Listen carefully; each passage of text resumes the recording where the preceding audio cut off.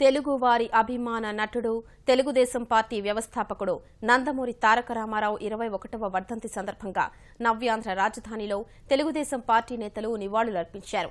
విజయవాడలోని పటమట ఎన్టీఆర్ కూడలిలో ఎన్టీఆర్ విగ్రహానికి తెలుగుదేశం పార్టీ నేతలు, విజయవాడ పార్లమెంట్ సభ్యుడు కేశినేని నాని, తూర్పు శాసనసభ్యుడు గద్దె రామ్మోహన్ రావు, ఎమ్మెల్సీ బుద్ధా వెంకన్న, మాజీ మంత్రి దేవినేని నెహ్రూలు గజమాలలు వేసి నివాళులర్పించారు.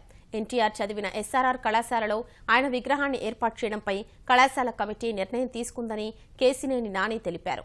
ఎన్టీఆర్ ప్రవేశపెట్టిన పథకాలు నేటికి పలు రాష్ట్రాల్లో పేదల సంక్షేమం కోసం అమలు చేస్తున్నారని కేశినేని నాని అన్నారు. చిరస్థాయిగా నిలిచిపోయేటువంటి గొప్ప వ్యక్తి అన్న నందమూరి తారక రామారావు గారు. మరి ఆయన ఒక నటుడిగా,